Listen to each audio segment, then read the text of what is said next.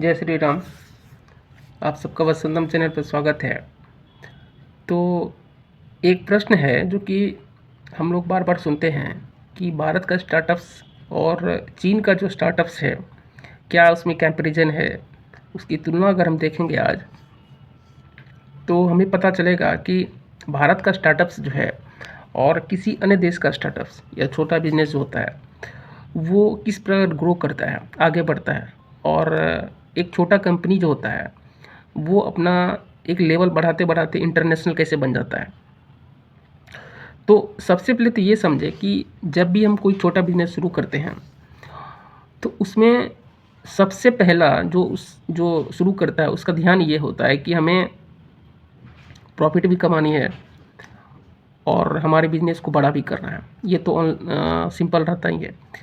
चीन में क्या है, वहाँ का इकोसिस्टम कि आपको अगर मार्केट में सस्टेन करना है, तो डिमांड के हिसाब से वो चीज़ें तैयार होती है और उसके साथ जो है आपको फीडबैक जो है, यानी कि रेस्पॉन्ड, चीज़ों को रेस्पॉन्ड करने का जो तरीका है, वो अदर के मुकाबले भारत में ये चीज़ कम देखा गया है।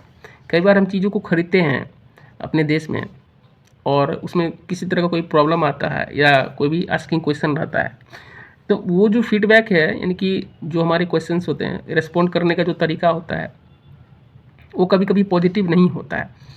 तो यहाँ जो है कस्टमर का जो एक वैल्यू चेन होता है, कस्टमर और दुकान के बीच, प्रोडक्ट के बीच, वो क्या हो जाता है, कहीं ना कहीं हम इसे इग्नोर कर देते हैं। तो यही तरीका जो है आपकी बिजनेस को भी डल करता है, बिजनेस को भी नीचे ले जाता है।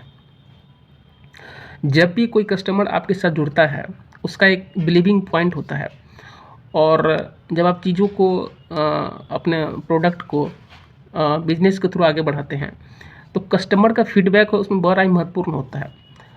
वो उनका सोचने का तरीका, उनका यूज़ करने का तरीका और वो फीडबैक क्या देंगे, उस पर रेस्पॉन्ड आप किस तरह से लेते हैं, ये बड़ा ही मायने रखता है। तो अगर हम अपनी चीज़ों को आगे ले जाना चाहते हैं, तो बराबर उस पर आपको रेस्पॉन्ड करना ज़रूरी होता है। इसका मतलब यह हुआ कि जैसे हम जितने सारे ऑनलाइन जो डिलीवर करते हैं, जैसे जोमेटो हो गया, फ्लिपकार्ट हो गया, ये जो ई कॉमर्स कंपनियां होती है, इसमें एक चीज़ आप कॉमन देखेंगे कि जब भी वो किसी सामान को किसी जगह पहुंचाते हैं, तो बड़ा ही रेस्पेक्टफुल तरीका से वो बात करता है, उसका करने का तरीका भी सही होता है। तो और ये हमारा फीडबैक होता है कि जब हम चीज़ों को पसंद करते हैं, वो डिलीवर जब हमको सेटिस्फाई करता है, तो हम उससे 10 रुपया, 20 रुपया, 50 रुपया जो भी है, उसको एक्स्ट्रा एक टिप के रूप में भी देते हैं। तो यही एक चेन होता है कि आपका जो सोचने का तरीका है, उनका जो सर्विस देने का तरीका है, उसमें एक बिलीविंग पॉइंट बन जाता है। तो और कई बार जो है आप इस चीज़ को प्रमोट भी करते हैं रैंकिंग के रूप में, स्टार के रूप में या टेक्स्ट के रूप में, उस कंपनी को आप डिलीवर भी करते हैं।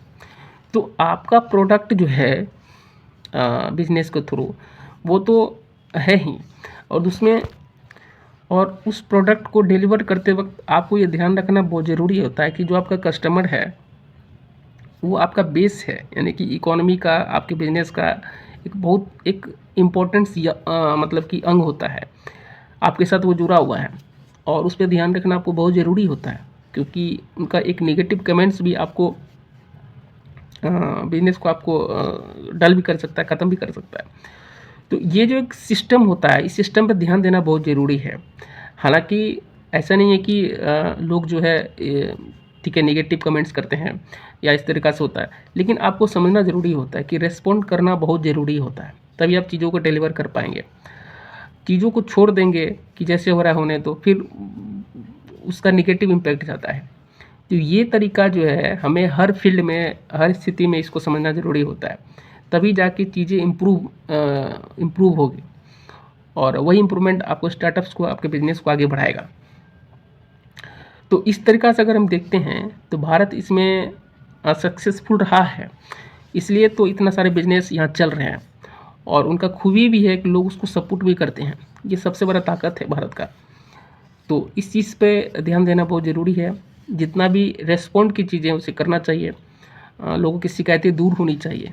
यही जो है आपका फीडबैक आपके बिजनेस को आगे करेगा। इन्हीं चीज़ों के साथ जय श्री राम, जय हिंद, जय भारत।